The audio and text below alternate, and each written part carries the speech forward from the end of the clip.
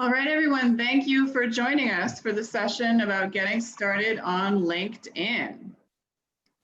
If you cannot hear me, please send a question in the chat or use the Q&A function at the bottom of your screen. Just a little bit of light housekeeping. We will take questions at the end, but feel free to send them as they arise and we'll answer as many as we have time for. My name is Kate Epler. I work for San Francisco Public Library, and I am thrilled and grateful to have Tim and Lorena from Upwardly Global here to talk to us about getting started on LinkedIn and all the wonderful things that it can do. So I think without more from me, Tim and Lorena, please take it away. All right. Special thanks to San Francisco Public Library for hosting this amazing event today. We had a huge number of registrants for this event, so we're very excited about that. We understand and appreciate, however, that this is a very difficult time for job seekers. And one thing that we are telling our job seekers at Upwardly Global is that it's very important for you to remain engaged, as you're all aware, and to remain competitive so that you can emerge on the back end of this pandemic in a position of strength. So thank you for being here today. One way that you can remain in a position of strength, especially nowadays, is to have a great LinkedIn profile. So that's what we're going to be talking about today. My name is Tim Workman. I'm the Outreach Associate with Upwardly Global. So my primary job at Upwardly Global, we'll talk a little bit more about what we do in just a second, is to drive program recruitment. So I'm going to turn it over to my colleague, Lorena, who is also co-hosting this webinar. Thanks, Tim. Hi, everyone. Welcome to our session. As Tim said, kudos for all of you for taking the time today to be here. I know it's a challenging time for many people. My name is Lorena Ortiz. I'm a job coach with Upwardly Global. So I support our immigrant and refugee job seekers with everything from resume customization to updating their LinkedIn profile. So I'm really looking forward to sharing some tips and tricks with you all today for LinkedIn. As Tim mentioned, this was an important tool before and is even more important now as everything is virtual, and as we'll go into, it's a really, really important tool for recruiters. So yeah, looking forward to it. Absolutely. Thank you, Lorena. So just to talk a little bit about Upwardly Global and what it is that we do.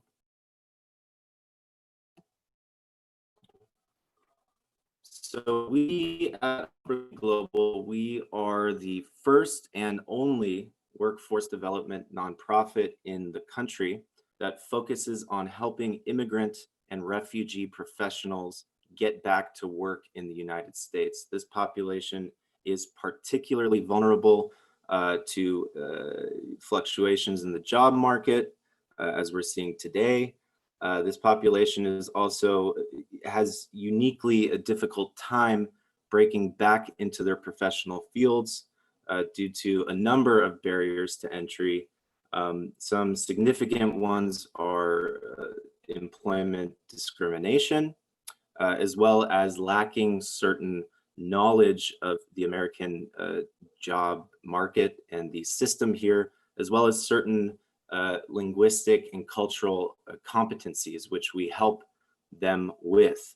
So these struggles usually amount to a great deal of joblessness or underemployment among immigrant and refugee professionals, to the tune of millions of people that are actually working in positions that do not suit their background and qualifications. So for example, we see a lot of people who come to this country, whether they be neurosurgeons or engineers or marketing professionals or the whole gamut of professions, who are working in roles like Uber, Lyft, Instacart, or what have you.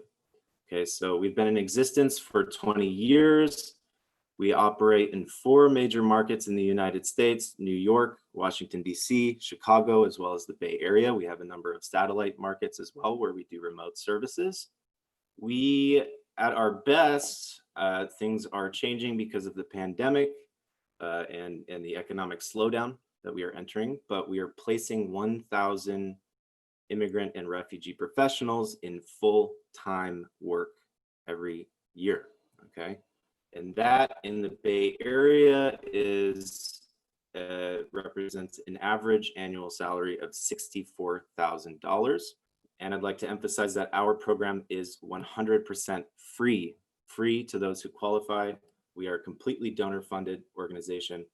If you know any immigrant or refugee professionals who are struggling, particularly right now, to break into their careers, please refer them to our application page. This is the URL right here. Feel free to take a picture or screen cap it and have them apply. It's a very simple application process. It takes 5 or 10 minutes and we'll get them on the road to working on their skills and finding that job that they deserve, okay? For those who don't qualify, we do actually have a very exciting free public-facing service. So this is not just for immigrants and refugees. This can be targeted at a general audience as well. So what we have done is we have gone through our online curriculum.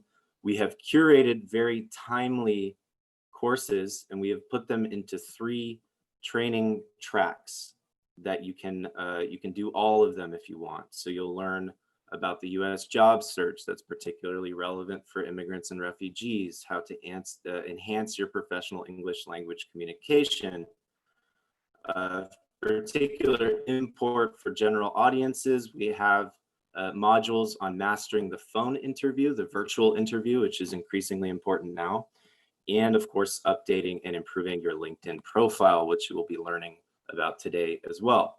So if you are interested in this service, or if you know anyone who might be interested, this is the link. All you have to do is sign up using a very simple form on that webpage, and you will get access to all of this fantastic material. Okay, so without further ado, we have until 12:30 to cover what we're going to cover today. So we're talking about LinkedIn. I'll give you a short overview of what LinkedIn is, and then we're just going to drill down into each of these successive major sections on LinkedIn, what they are, and how you can hopefully improve them to improve your presence on LinkedIn. So we're going to hold questions until the end. You can definitely type your questions into the chat box. This is a pretty large audience, so I'm not sure that we're going to get to all of your questions today. But if you do have very specific questions, if your questions were not answered, we will have our contact information available at the end of this presentation. You can feel free to reach out to us at any time. Okay. So before I jump into what a well-branded branded profile is, I'm going to talk about what LinkedIn is. So hopefully most of you have a basic knowledge of what LinkedIn is. LinkedIn is the benchmark for professional networking on social media. So it's the biggest social media platform for professionals. The best way to describe it, and the way that most people will describe it, is that it is Facebook for professionals. That's sort of the easiest encapsulation of what it is. It's huge. It's a behemoth in the social media space. It has over 600 million active users. And certainly since quarantine, LinkedIn has seen record levels of engagement on its platform, which is to be expected. A lot of people, millions of people are working from home, are in their social media feeds, and as well, as we all know, we have record levels of unemployment right now, so everybody is scrambling to update and improve their profiles. So one obvious basic question is, should I use LinkedIn? Should I have a LinkedIn? I hope it's obvious just based on the numbers alone. A significant portion of the workforce is on LinkedIn. So the answer is yes. Okay. Recruiters and hiring managers are using it. They use it to find candidates for roles. Increasingly, when you go to apply for jobs through various other web pages or company web pages, they will have a LinkedIn section near the resume upload. So you will want to have that immediately available to the person who will be looking at your resume. There are so many people on LinkedIn. We can just say that everyone is using LinkedIn. So it's absolutely the easiest way to maintain your Rolodex, to keep those relationships warm, and also to build and foster new relationships on the platform. It's, different from a resume. I'm going to talk about that in just a second. I think another important function of LinkedIn is outside of job searching. It's a fantastic resource for networking when you're actually working at a place. You could call it creeping on people. You can find people that you want to connect with. Let's say like you're doing this exciting project at Microsoft and you really want to connect with someone about it at Genentech. You don't know anyone there. You look into your network and you try to find people who have degrees of connection to the team that you're trying to get in contact with. I use LinkedIn like this all the time because I do outreach. So I'm always scoping out people who I can connect with and collaborate with across organizations. So it's a very, very powerful tool. The other great thing about LinkedIn is that you can do as I do. You can use the platform for free. It's a free platform.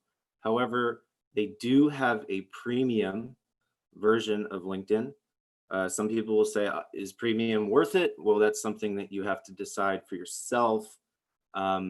I think it could be worth it, particularly if you are in the search right now. If you're in the job search, it's a little pricey. Last I checked, it's $30 a month. However, you can see who is viewing your profile if you pay for this, which could help you when you're deciding who to reach out to or who to apply to. You can see how you compare to other applicants when you're applying for jobs. You can access their soft skills video courses, some of them, and you can get salary insights for your position, which helps you. So they crunch all of the data, kind of like Glassdoor, and you can actually see what equivalent job titles are making in in your particular region. That helps you with salary negotiation, of course.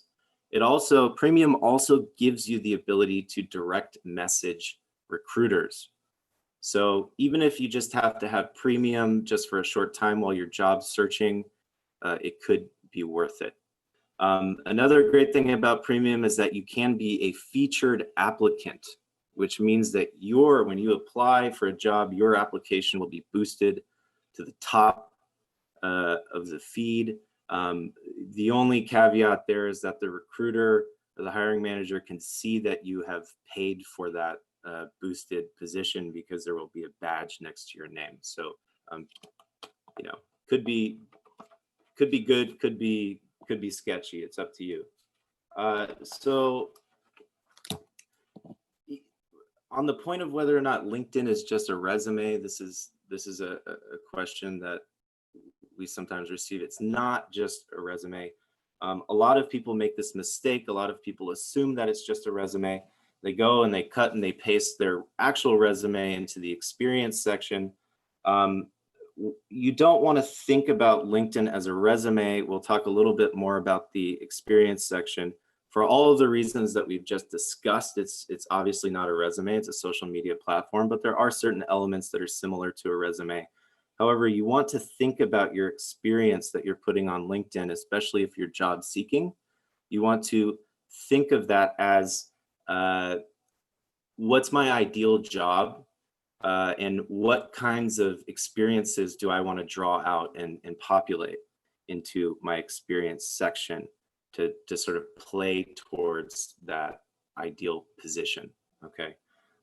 Obviously, that is a little bit different from your resume, which you will be customizing to job postings.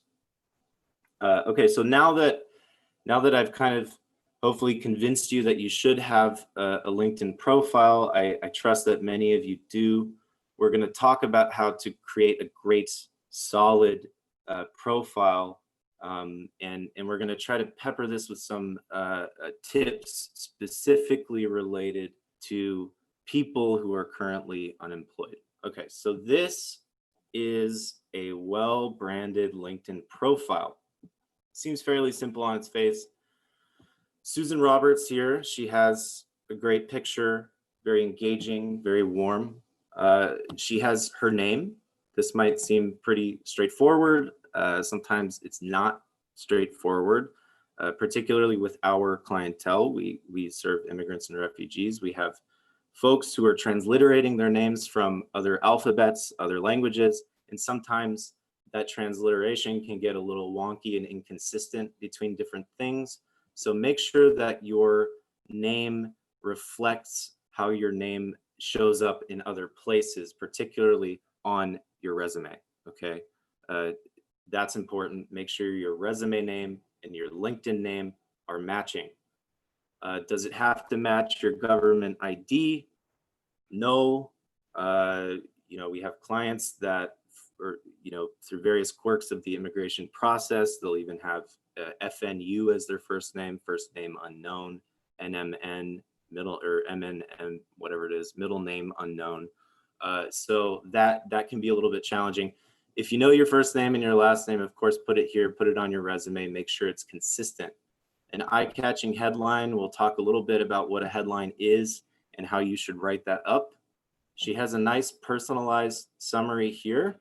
She is a recruiter, obviously, so it's very much in that vein. You're an outstanding person and you deserve a job.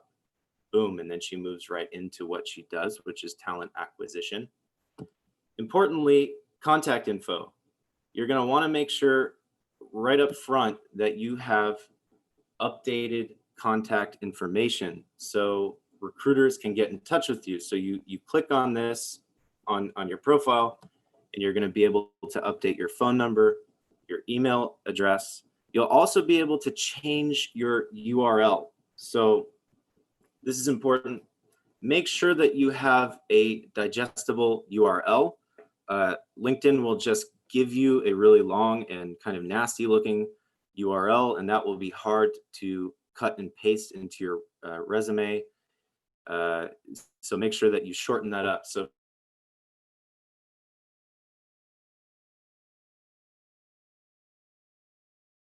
or something like that, or Susan Roberts 123. Just make sure that it's nice and short and succinct. So this is a well-branded profile. We're going to jump into more detail, starting with the photo. Okay, so the photo is kind of an afterthought for some people, but it really shouldn't be. The photo is so important to your presence on LinkedIn, to your success as a LinkedIn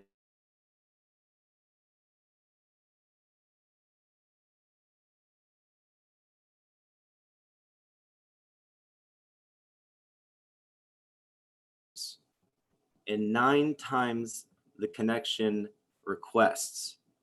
That's pretty stunning. So the quants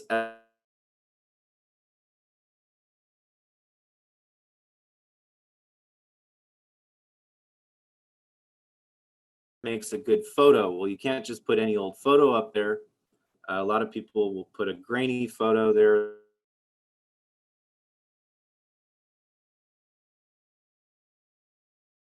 Tire. So you want, firstly, you want to choose a photo that is current. Choose a photo that looks like yourself currently, okay?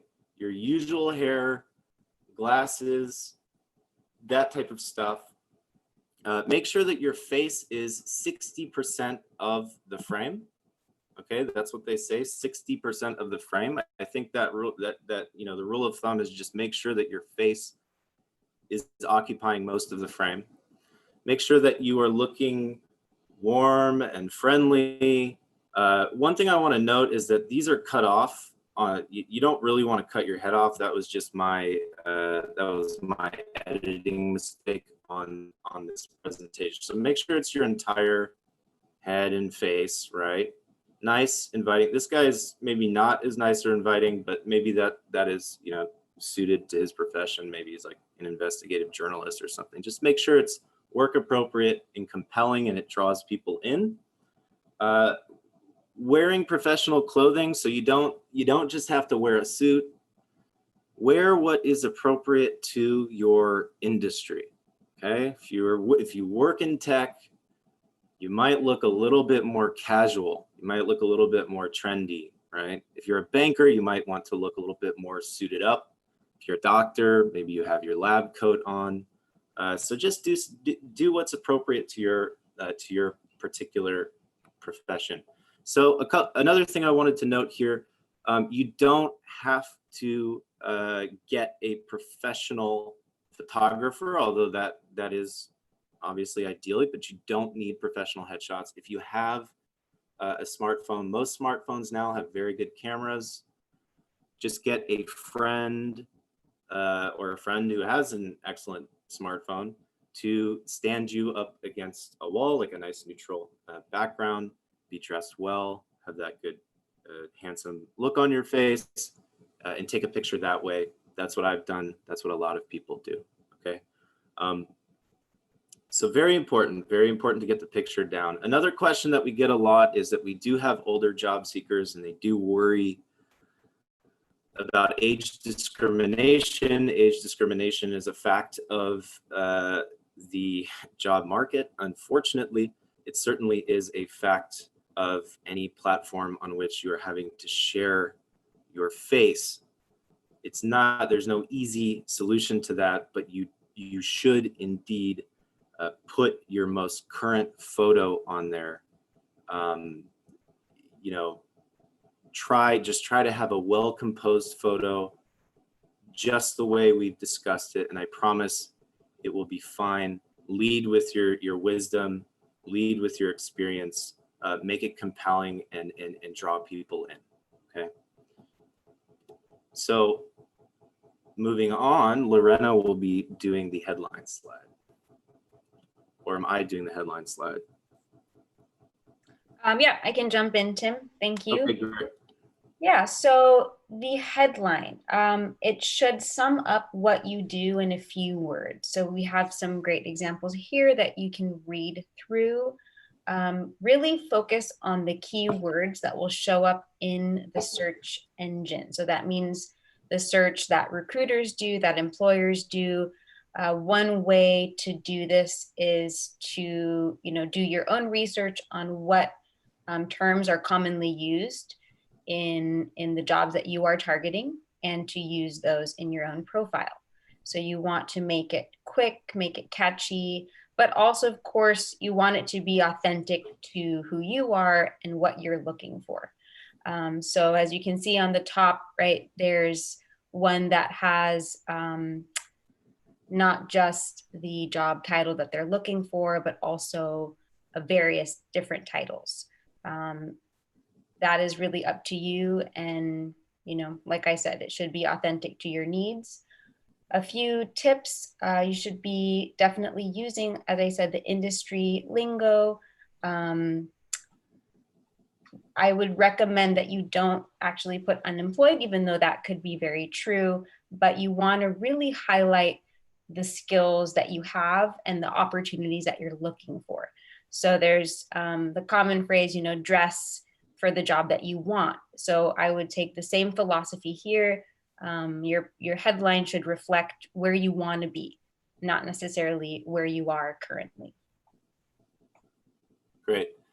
Yeah, one thing I'll add is that you'll notice that these headlines are kind of swashbuckling a little bit. These are obviously some leaders in their industry. These are influencers on LinkedIn. You can take an informal voice in here when you're describing what your expertise is and what you're doing. Oftentimes, the simplest thing to do is just to say what your current job title is or what your most recent job title has been. This is probably a little bit closer.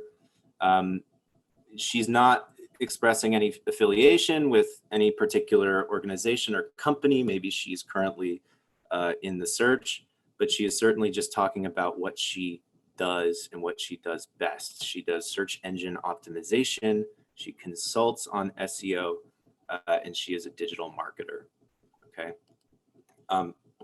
So you want to avoid headlines like these: open to opportunities, currently open to opportunities, open to all opportunities, all open to all opportunities, or unemployed at unemployed, or unemployed, right? So recruiters naturally will just filter these out. They'll just move right past them. It's not telling them anything about what you do. They're not aspirational in any way.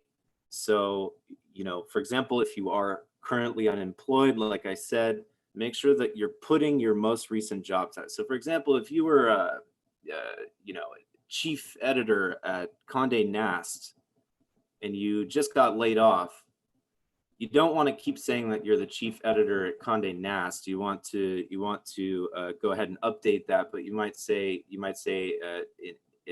editor, newspaper editor in transition or something like that. Newspaper editor looking for opportunities, something to that effect. Do not put unemployed. Avoid it like the plague. Okay. The reason for that is simple. Unfortunately, there is some bias. I know that we are entering an economic slowdown in which a lot of people are unemployed, but there is an inherent bias, unfortunately, against people who are unemployed.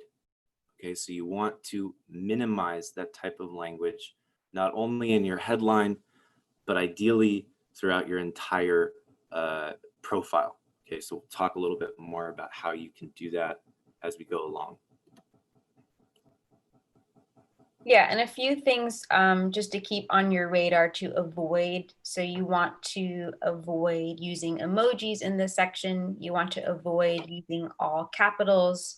Definitely check your spelling and grammar. I know that might seem like a no-brainer, but sometimes people are just quickly entering this. So this is really one of the first things that someone will see. So it's really important that you're making sure it looks good visually, doesn't have, anything that's unnecessary. Exactly. And just to tack on to that, just to give you some real world examples. So for example, I'm a nonprofit professional. I could put nonprofit professional in my headline. That would be a fair description. However, it might not be a totally compelling description. So I might say something like, I help immigrants get back to work, something like that. If you're a sales rep, you might say, I help companies meet their demand generation goals, or I connect people to products. You can find some kind of like pithy, interesting ways to just describe your position or your former position as well, to be to get that little extra pop when the recruiter sees this. This is the first thing they're going to see in their feed. Okay. All right.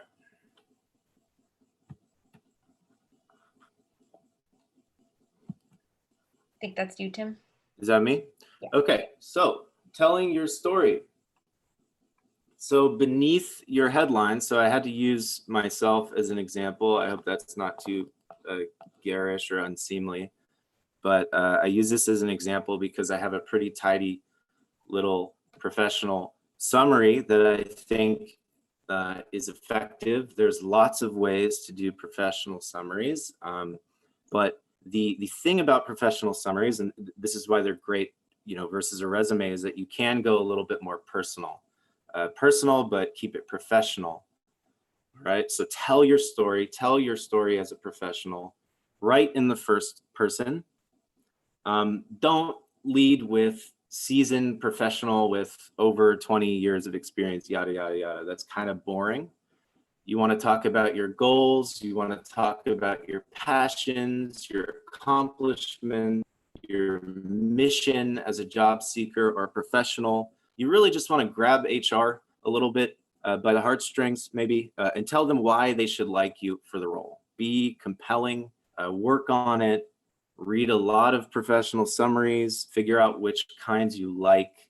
It's an iterative process. I'm always, changing it or tweaking it just to find something that's uniquely in your voice and that encapsulates what you're doing and what you want to do.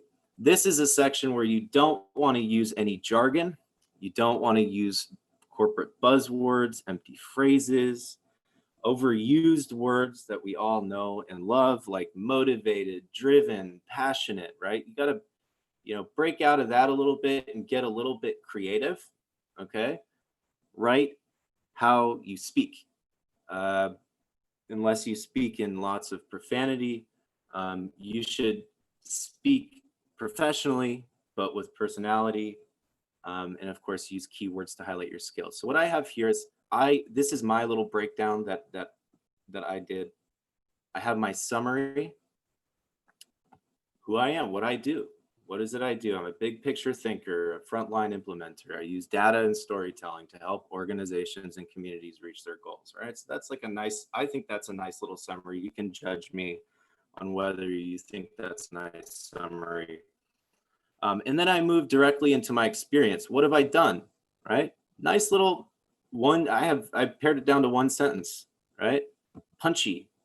Current. What's your current thing? What do you have going on right now? What is your current role? Summarize it. If you're not currently employed, you can certainly say currently, I am, if you're doing volunteer work, you can highlight that volunteer work. If you are continuing your education, doing skill building, you can highlight that. And then you can say looking for opportunities as X, Y, or Z, right?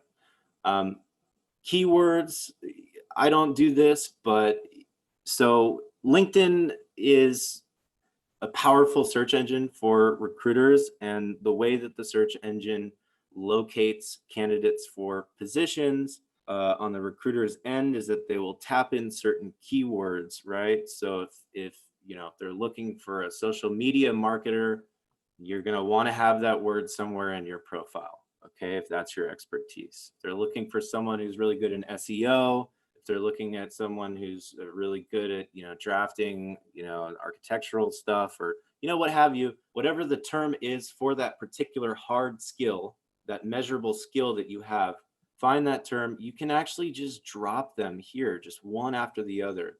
SEO, public speaking, client management, CRM, Salesforce admin, whatever it is, whatever you think is particularly compelling to you as a job seeker, you can drop those keywords at the end of your professional summary. Okay, I think that about covers that, unless you have anything to add, Lorena. No, that sounds good. Okay, great. Okay, so moving along to the section that outlines your experience.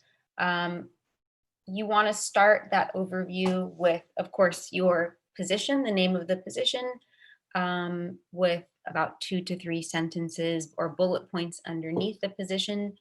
You can grab those, from your resume, but again, you're probably not going to want to add necessarily that much of detail. A nice thing to do, if available to you, is to use the logo of your company, which will pop up when you enter the company name. Some companies don't have that, which is fine. Definitely pay attention, just as with your resume, to using action words such as managed, led, grew, reduced. Just really focus on ways that you can demonstrate your clear actions in that position. It's also good to just be clear and concise. If you can use 3 words, don't use 10. It's the same rule for your resume. You want to give recruiters, employers a quick view. limit your bullet points to 3 to 5. Those should be highlighting your achievements. We always recommend using the PAR structure. So that is problem, action, result. So please, think of that as you're writing these. What is a quantifiable result that you can actually include in this description? Another thing to note is that, let's say you are a web designer, an architect, anything where you may have a portfolio or even a website, that's definitely something that you'll want to add. You can add that in, there's, I believe, a media section on the bottom. So definitely put the link there. Another thing to note is that, let's say you have 20 years of work experience. You're not going to want to fit all of that in your LinkedIn profile. That is something that you can definitely, use your cover letter, personal statement to reflect that, but it's not something you want to take up, a lot of space on LinkedIn. So definitely, as a general rule, you can say that you want to, keep your maximum years of experience to a limit, and then keep that section just in the recent experience. Another tip is that if you, like Tim already mentioned, if you have been laid off due to coronavirus, it's not something that you should hide. It's not something to be, ashamed about. Let HR recruiter know that that's the reason why you are no longer employed. Basically, if you don't put it, they could think it's due to something else. And then in general, the difference between your LinkedIn profile and a resume is that it actually gives you a lot more creativity and room to put in things that, let's say, traditionally you may not put. So I would definitely encourage you, if you do have, let's say, other experience, such as volunteer experience, to add that, because it builds out your profile. It shows, what kind of person you are in a more rounded way. Absolutely. One thing I will mention is if you have, I would say you have like a 2-month grace period in which to update your work experience. So if you have been laid off within the past 2 months, you can always plausibly, deny that, you can always say like, well, I forgot to update. So remember, we talked about how there can be a bias against people who are unemployed, who are job seeking. That is one strategy for dealing with that. But I would say don't let it go longer than a couple of months. Make sure that you are getting in there and making the changes necessary. So to move on to education. So this is pretty straightforward. So you're going to link your university or universities, and you're going to make sure that you are linked to their emblem. Your university should have an emblem there. Put your degree, put the years that you went there. You want to note some of your activities and societies and honors. Another cool thing you can do is if you had some significant publications while you were in grad school or what have you, or you have some, an undergraduate thesis or something like that, you can certainly feel free to upload those things there. Okay. So one thing is, that we often will hear as well, if I'm trying to avoid age discrimination, should I put the date that I graduated college? Let's say, it was like 1972 or something like that. Yes, you should. You should own it. It's the same logic as with the picture. Center your wisdom and your experience. Honesty is really the best policy here. Recruiters and HR people are going to appreciate that. You don't want to appear in any measure deceitful. Okay. If you are currently unemployed, or sorry, no, that's I'm in the wrong section right now. So yeah, so you can lead in your education. You can also lead with a student at you can put your current like training that you're doing if you're upskilling right now. But they do, one thing to note is that there is a separate section for volunteer work. So if you're currently volunteering to keep your skills hot and to stay relevant, they do have a section for that. If you are getting a certification, let's say you're doing Agile Scrum or some other technical certification in your field, they do have a licenses and certification section that you can put separately. Okay. Great. Okay, so I'll continue with how to feature your skills. So one of the great things that is different, of course, than a resume on LinkedIn is that you can actually have your skills endorsed by your network. And that's basically, think of it as social proof of your credibility and certain skills that you carry, especially in your field.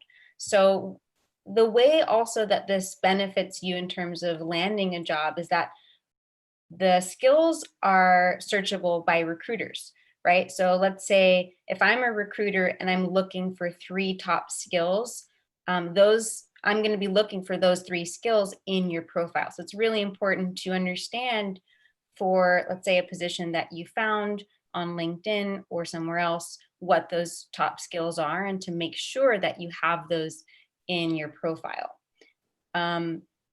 Maybe some of you are asking yourselves, how do I even get these endorsements in the first place?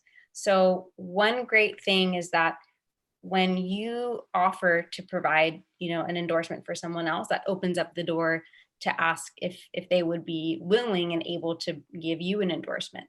So that's the way that I've always done it, is if there's someone I know who, let's say I went to school with, they know that I have research skills, I would send them a quick message, say, hey, hope you're doing well. I just endorsed you for this and this skill. Would you mind endorsing me for this other skill? So think of it as a reciprocal, relationship where you're not just asking for something, but you're also offering something to the other person. Absolutely.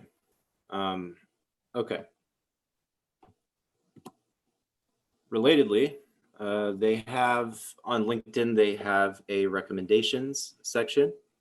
This is actually pretty crucial. We recommend our job seekers have at least 3 recommendations. If you're recently laid off, when you go in to update your LinkedIn profile, you're going to want to reach out to former colleagues and bosses, and make sure that you have current recommendations under your recommendation section. Okay, so the same rules apply here as they do for other types of recommendations for work. Only seek a recommendation from someone that you think can supply or is willing to supply a strong recommendation to you. And it's the same vice versa. Okay, these are public recommendations. They do reflect back onto you and those who receive them. So make sure that you're just seeking and giving recommendations in the most honest way possible into the people that you can recommend without reservation. So you can, if somebody reaches out to you and says, hey, I want a recommendation, or if you reach out to them asking for a recommendation, you can have that conversation like, what is it that I should include? Okay, that's perfectly acceptable. Tell them what you would like to have included, particularly if you're going for a specific position. These should be pretty short, right? So these are only about a paragraph long. They're going to describe their relationship with you. Hopefully they're going to show and not tell. So for example, if you, Jennifer, from accounting, was a really smart person and a really great coworker, well, they should try to explain why you're smart, what you did for the company, what what growth metrics you hit or what particular thing that you did very well. This is also really great because a lot of LinkedIn, save for maybe your professional summary, a lot of LinkedIn is focused on hard skills. So this is a great place to draw out your soft skills, okay? Are you friendly? Are you chipper? Are you attentive? Are you extremely devoted to your job? Are you a loyal person, et cetera, et cetera? So really draw those things out in this section. So now we're going to move to building your connections on LinkedIn.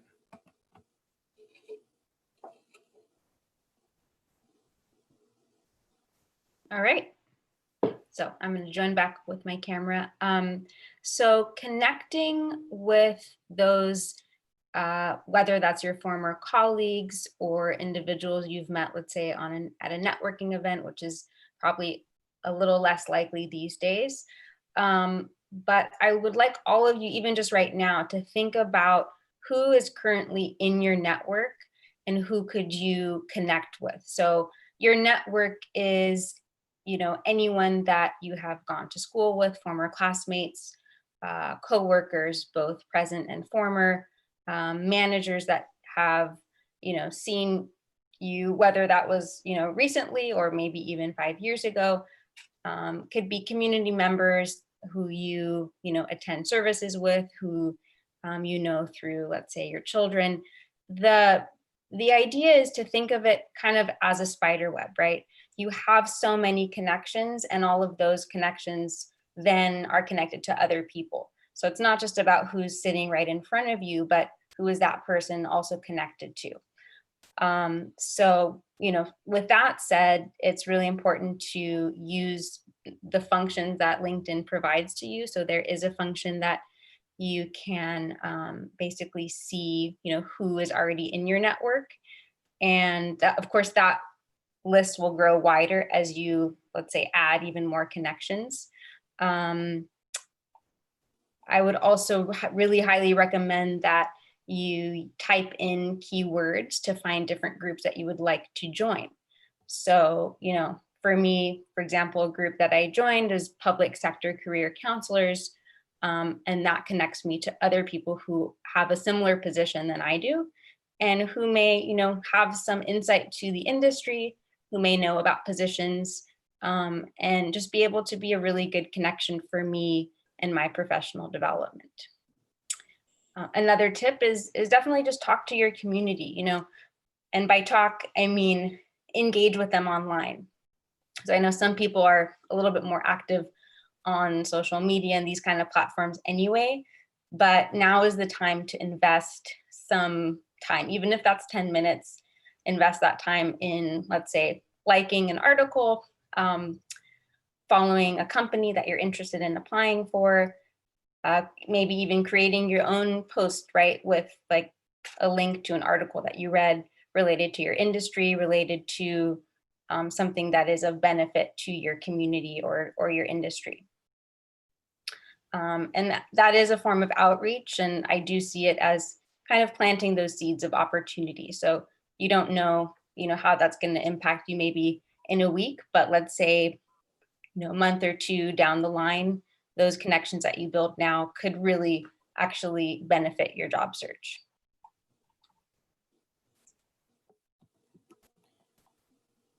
Great. So another powerful feature that LinkedIn has is actually searching for a job. They have a great job search engine.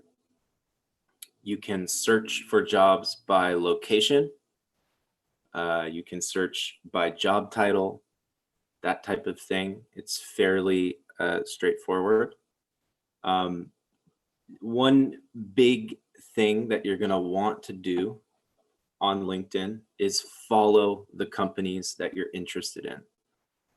All of them. The companies that you dream of working for, follow them, smash the follow. This is not only looked at positively by employers that you are applying to. They will look to see if you are following their company, right? You're staying in the loop. Okay, so that is a benefit to you in that respect. This will also ensure that you're receiving notification of open positions at the companies that you are following. Okay. Right now, I'm sorry, I don't have a screenshot for you, but in the top right-hand side of your homepage under today's news, you're going to find an updated list of companies that are hiring during COVID-19.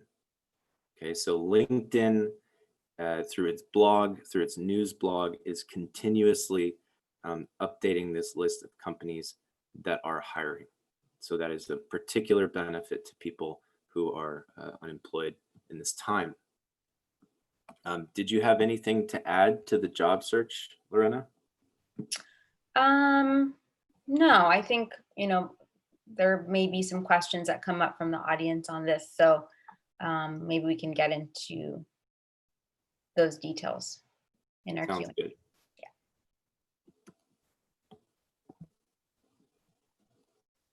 Okay, so you're gonna see, it's already going, a quick little video of how to set your privacy settings to being found. And by being found means you're putting your setting as open to opportunities, right? So that means you can be searchable by recruiters. This is a really, really important thing to do if you are on the job search. One thing to note though is that doesn't necessarily, it basically says that it's not viewable to your current employer, but there's no guarantee of that. So just keep that in mind. So as you can see on the video, you go to your privacy setting, you scroll all the way down, change to let recruiters know you're open to opportunities. And starting from that point on, right, your profile is searchable to recruiters. So there are two basic ways to do that. One was the one you just watched, and the other one is going on your profile. I think, Tim, do we have that video as well? I don't. This Okay. is the only video that we have. That's fine. Yeah. Once we share out the slides, I'm happy to share that video too. It's turning that same exact setting on, just at a different point in your profile. And that's a pretty recent feature that LinkedIn just added. So, that's just some step-by-step how to do it. But I want to just briefly talk about why would you want to do this? Like Tim already mentioned in the beginning, LinkedIn is a tool that many recruiters use. And putting on open to opportunities greatly impacts how searchable your profile is. So the way that recruiters use that is they usually check 3 filters. One of those filters is the position and job title. The second filter is your location, right? So 30% of recruiters rely on your location. This means that, right, you really do want to put what your current location is, because that's something that is basically incorporated into their search. The third filter that they use is the skills. We talked about that a moment ago, right? So think about what hard skills you can add. And in the skills section, there's going to be the top 3. You can adjust which ones are directly visible. So you're going to want to make the top 3 the ones that are fitting exactly to that job description. A couple tips on how to stand out to recruiters once you do put this setting on. It might just be repetition, but definitely, again, follow the companies you're interested in. Recruiters are more likely to respond based on previous messaging history or engagement with a specific company. And lastly, stay engaged. Like I said, post updates, post articles. If you do an online training, even if it's on Coursera or LinkedIn Learning, feel free to kind of brag about that, right? Put that on your profile, let your network know what you've been up to, what skills you're gaining during this time. And yeah, I think that definitely that effort and that work does pay off. Anything to add there, Tim? Yeah, absolutely. And I just wanted to emphasize the fact that if you are currently employed and you put your status as open to opportunities, LinkedIn does everything in its mysterious black box power to ensure that your current employer does not see that you're advertising yourself on the job market, but there is no strict guarantee that your current employer will not see that. Okay, so there is a small chance that your current employer could see that. So you want to be very um, aware of that if you are currently working for someone and you are looking for other opportunities. Another thing about your visibility on the LinkedIn platform. So in this video, we went into our privacy settings. This is this tab right here. I want to encourage you to go through and understand what the different privacy settings are. You can actually turn off your visibility. So LinkedIn defaults to telling everyone who has looked at their profile. That could be a little unstrategic sometimes. If you are, snooping on certain people, if you're looking at certain recruiters, or if you're looking at certain companies or groups, and maybe somebody saw that you looked, and maybe they're starting to suspect that you're trying to jump ship at your current job, but they're friends with your manager, blah blah blah blah blah. So sometimes you want to maintain your privacy. If you don't want anyone to see your activity, you can certainly turn off your activity broadcasts, and that goes for changes to your profile. If you don't want to advertise to your current employer that you are updating your LinkedIn page. And it also extends as well, like I said, to whether or not you are looking at other people's profiles. You can go anonymous, but there are some drawbacks. If you go anonymous, then you won't be able to see who's looking at your profile while you're in anonymous mode. So just really familiarize yourself with the privacy settings.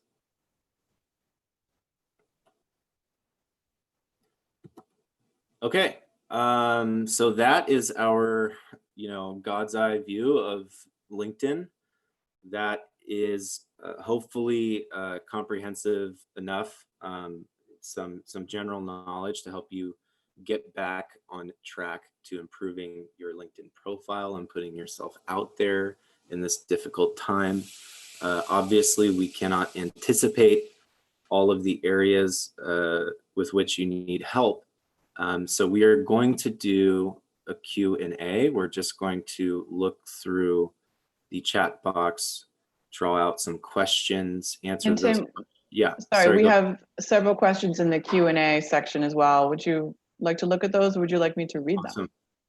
Yeah, you can go ahead and read them. I want to just point out really quickly that you guys are free to email us. Okay, if you have questions about Upwardly Global's programs for immigrant and refugee job seekers, if you have questions about our free public programs, if you have questions about this presentation, or if you're like, hey, I have this unique situation on LinkedIn, feel free to reach out to us.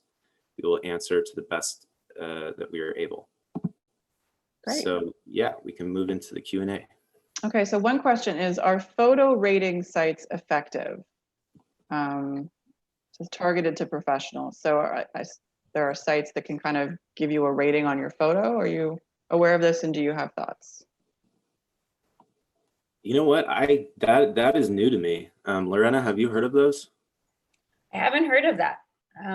If there are, yeah, learning something new. I would say, as a general rule, even though I don't know about those ones specifically, there's nothing that can necessarily replace the human eye.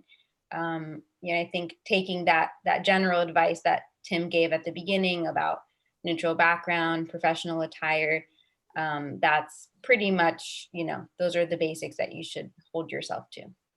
Yeah, that Great. all goes a long way. Thank you. Another question, are longer single sentences with multiple points and descriptive words more effective, or shorter, more direct points easier to digest? I would say that what you want to do is be concise. If you can use one word, use one word instead of four, for example. You know, I would say that you want to be as easy on the eye as possible. And so related to that, in addition to being pretty concise and pretty punchy, albeit in your voice, you want to also have white space. Okay, so in your professional summary, you want to make sure that there is ample white space so the eye doesn't get tired, people trying to read it. Yeah, and I would add to that, try to put yourself in the position of a recruiter. They have extremely limited time with which they're reviewing profiles. So you want to make it easy for them to scan and to really find those key terms and skills. So just kind of when you're asking yourself a question like that, which is a great question, think about how easy is it to digest this information. Great. I love this question. Can you have too many keywords, like too much flair?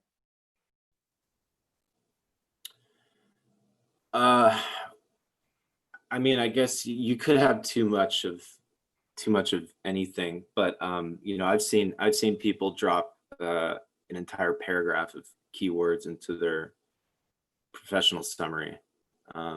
But so, the key with keywords is to be searchable for the roles that you're looking to obtain, however many that requires. Lorena, do you have any insight into that? Yeah, I completely agree, with that last point.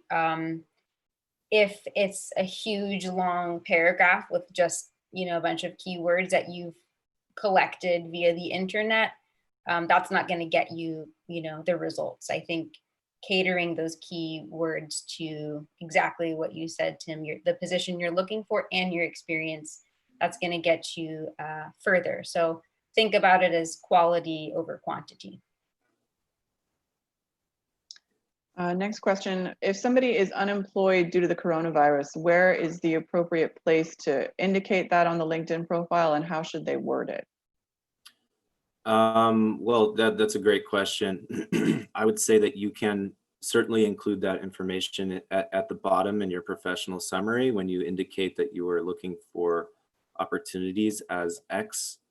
And you can, I would say that the best practice is to lead with your contribution at the company that you most recently worked for, that you were laid off from.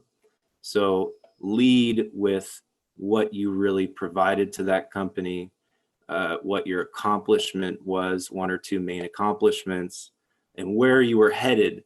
And then you'll say something like, department was downsized due to, or department was eliminated due to coronavirus, or something like that. So yes, absolutely spell it out. You can spell it out in your professional summary. Again, you can spell it out, and you should spell it out in the applicable job in your experience section. Okay, and you can use the same type of language. Thank you. Are you able to recommend any free resources for career coaching? One resource that I always share with my job seekers is called jobscan.co. That is a scanning program. I believe you get X amount of scans per month free, and then there's a paid version as well. But what this does for you is it basically checks the rate of customization. So what you'll do once you're on there, and I'm happy to share the link in the chat, is you'll upload your resume and then you'll upload the job posting. And the computerized system will match the two and give you a percentage back. And if that percentage is lower than 80%, you know that you need to add additional customization whether that's in keywords in your resume or changing some of the wording in your experience section to really better match the job description. So it's just a nice tool to give you that feedback of, how is the computer reading your resume in comparison to the requirements of the position. Great, thank you. Oh, here's a good one. What should you do if you apply for a job through LinkedIn and then you get a message that your application was viewed?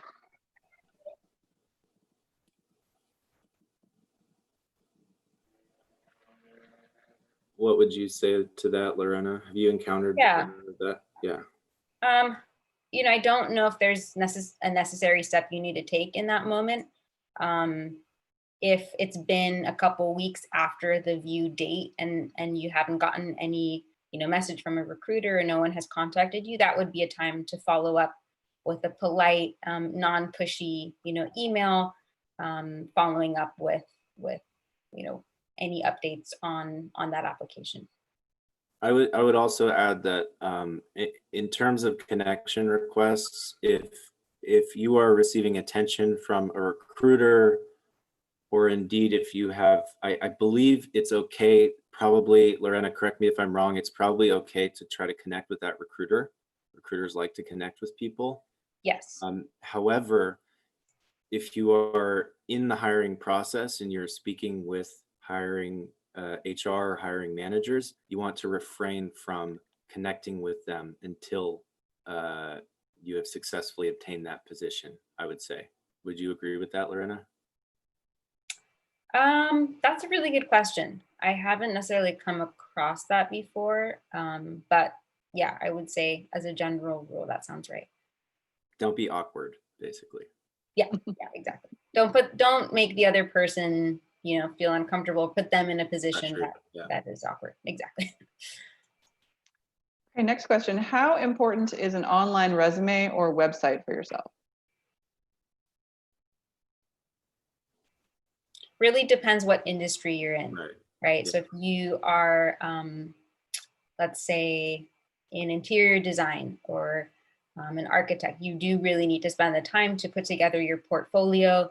That's, an industry specific tool that cannot be replaced with a resume or a LinkedIn profile. So ask yourself, does your industry require that? And if yes, definitely invest the time. Are you aware of certain recruiters or scams that people should watch out for? Great question. Unfortunately, scams are increasing with the current economic situation. I've had several colleagues tell me about scams. Recently, a company, that basically didn't exist posed and wanted the job seeker to connect their bank account to the company account. So there are red flags like that to look out for. Anytime there's a question about linking bank accounts or needing a social security number, that is a huge red flag. Keep your eye out for that. And when in doubt, talk to someone, get another person's opinion before you take a step to progress with that recruiter or company, because it's unfortunate, but there are stories like that happening. Right. So you want to look out for like tech support ruses. LinkedIn will never reach out to you with tech support questions asking you for sensitive information. If you receive a random job offer through LinkedIn that you weren't even considering, just out of the blue, you should probably be pretty cautious. Again, definitely if they're asking you for personal information. Great, thank you. And here's a question from the chat, just switching over. Beyond maintaining the profile, how important is it to post information like sharing articles, professional webinars, and things like that? I would say that's a good question. So is that, I believe what you're talking about is in your news feed, like updating your status and providing content. I think that is certainly great. Some people are really trying to be LinkedIn influencers or remain active on the platform in that type of way, sharing out interesting ideas or productivity hacks or what have you. if you're not trying to be a LinkedIn, influencer or be really, arguably distracted on the platform, I would say that you don't have to do that. Maybe periodically just provide something. Okay. Even when it comes to checking your profile or seeing if anyone's reached out to you, if you're not super interested in staying super on top of LinkedIn, maybe just set a reminder for yourself to view your page once a week, once a month, something like that.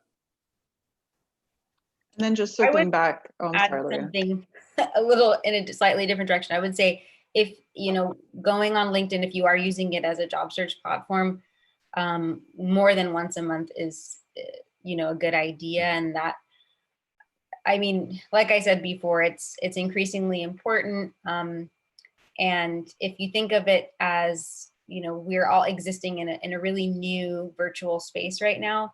And so let's say you're at an event and you don't participate and you don't make your voice heard, right? People aren't going to remember you. So that's a little bit, different perspective of how I see it, is that if there are ways for you to become more visible through your engagement, it can only benefit you. Of course, the ways it will benefit you are kind of unclear and unknown, but, even like Tim said, going on there once a week, checking if you have new connect requests, connecting with someone new that you recently, met or talked to on the phone.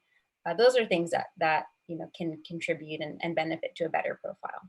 Right. And if you find something, you come across something that you think your network would like that's profession or work related, then absolutely share that stuff. If someone is a student and does not yet have anything like an internship, do you have any suggestions for getting endorsements for their skills? Yeah, I mean, like I said, the example I gave, ask your classmates, ask people who you took courses with. I think even people, if those are people you went to high school with, that the endorsement, it's not visible who that person necessarily is. And so, of course, you want it to be a real endorsement, but think maybe a little bit more creatively about who knows about your skills. When you're a student, you have skills in public speaking, you have skills in research. Those are all really good things to put on your LinkedIn profile. Yeah, I would say that, your experience as a student in a university is very valuable. And you also have potentially very influential people, whether they're your professors or what have you. And you should certainly work that network and ask them for things like recommendations and skills endorsements. Thank you. We have a couple of questions about how to address employment gaps on LinkedIn. If you've been out of a field for 10 years or otherwise have a gap, how do you highlight older experience if it's not as current, but it's good? Do you want to take that one, Lorena? I can. I would say, if you did have a gap, include that older experience. It's not necessarily, my comment on putting the most recent experience. I think that would be an exception to that general rule. And if there are things that you were doing in the meantime, if you were, let's say you weren't in a job in your field, but you were working a survival job, or you were volunteering somewhere, or you're taking a certificate or a course, those are all things to add to your profile to make it more robust and show the employer what you've been up to in that time frame. Right. And feel free to say if you've been doing freelance or contract work or volunteer work or something, you can say like, your role at self-employed. You can feel free to do that. Another way that you can address work gaps in work is in your professional summary. Throwing a little flourish at the end that says, in transition or looking to get back into, or that type of thing. A couple of questions about photos. What size for the image for the profile photo do you recommend? And do you have any suggestions about choosing or creating a successful background image? recommended photo size, I couldn't actually give you the exact metrics on that, although I would wager, I'm almost certain that LinkedIn probably has the applicable information. If you Google search LinkedIn ideal photo size, they probably tell you exactly what dimensions your photo should be that you're uploading and resolution and all of that. And what was this? Oh, so the background. I would say you're going to want just a really neutral background photo, nothing too crazy. Could be, you know, some type of lovely color pattern, or what would you recommend, Lorena? I think that most of the backgrounds that I see are pretty neutral. They don't stand out by themselves. Yeah, yeah. One idea, and this only goes for, certain fields or industries, is that you could choose an industry specific photo. That might open up more questions, but, let's say you're in education, right? Example photo would be a whiteboard, or, let's say picture of students, but please do be careful if you do use images of other people, right? There's privacy issues. So yeah, just another thing that I've recommended to my job seekers is you can always put a nice photo of a, city background, cityscape, that indicates your location, and it's pretty neutral as well. Yep.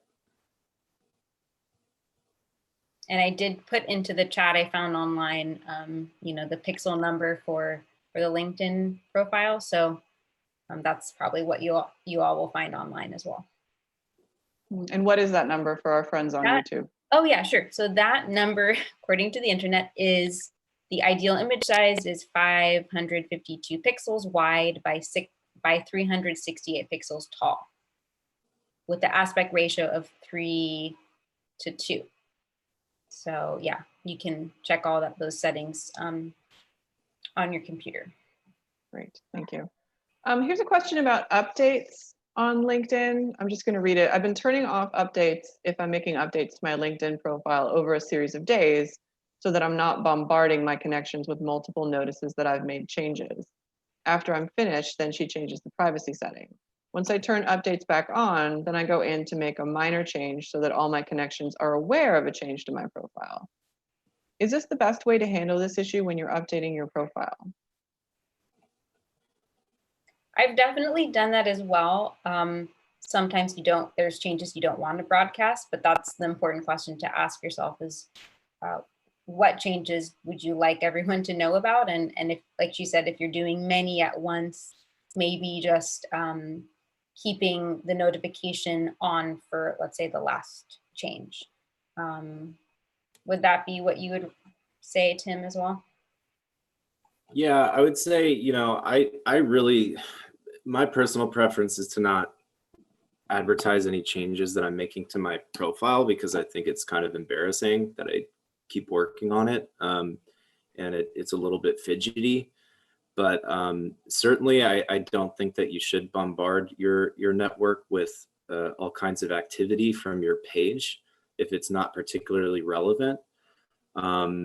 So I think you want updates if you're like hitting a professional milestone, like work anniversaries, new roles, which you would have, which I think if you have your visibility, you would have to look into your visibility settings and see what that would entail. But you do want to have that on.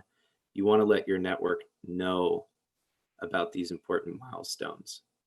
Right. And it's also a way to share, in celebration, especially now that we're all social distancing, right? If you graduated, that's something you might want to share. If you moved, that, letting your network know that you are in a different location could open up job opportunities. So yeah, just think about how is that change impacting your job search, and will that broadcasting that change benefit your job search? Exactly. A couple of questions around email and sort of privacy. A recruiter contacted me with a great opportunity through LinkedIn, wanting my personal email to send a job announcement. Is this typical? Why wouldn't they just use LinkedIn Messenger? It's a good question. Well, it seems like they should. They might even have access to your email if it's updated under your contact information anyway, but what do you think, Lorena? Yeah, it's tricky. I mean, I think that's a personal decision that, you know, you have to make, whether you want to give out your personal email or not, and whether you trust that person and to not spam you.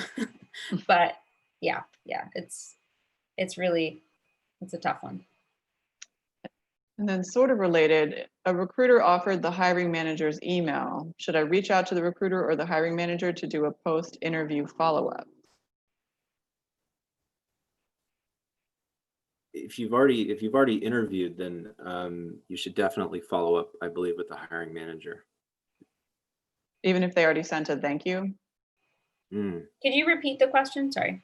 Yeah, if a recruiter offered the hiring manager's email, should I reach out to the recruiter or the hiring manager to do a post-interview follow-up? FYI, I already sent a thank you follow-up.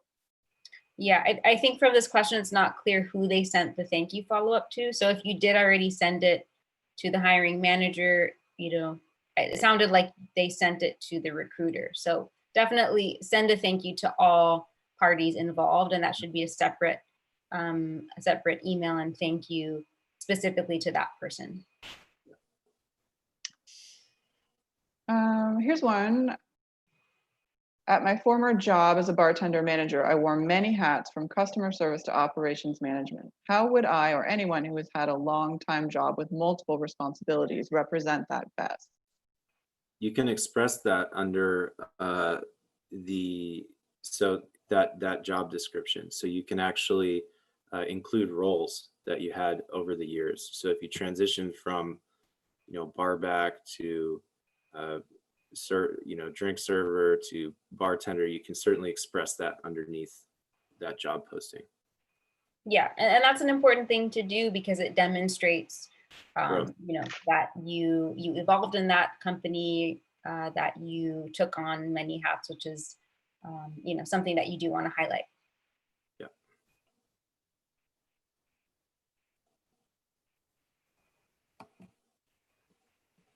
Oh, you're on mute. I'm muted, sorry. I'm in Silicon Valley, but work in SF. How to handle location if I'm open to positions with a wider geography across more than one county? Correct me if I'm wrong, Lorena, but yeah, I think you can, when you say that you're available for work or available to recruiting, you can put actually city preferences into that. That's right. Yeah. Yeah, location preferences. And then also you can put, I think I have it even on my profile, greater San Francisco Bay Area. So it's not necessarily city specific. Mm-hmm. Should you include your LinkedIn URL on your resume? Yeah, I would say yes. In the contact box, right, Lorena? I'm sorry, I was reading the comments. What was the question? Should you put the LinkedIn URL in your resume? It's a style question. I mean, yeah, why not, right? It's another platform to share. They're gonna search for you anyway on LinkedIn, you know. Right. Yeah. Another privacy type question. What is your opinion of connecting with people you don't actually know? I'm a FileMaker database developer, and many people in this community who I've never met personally have sent me connection requests. That's a really good question. I would say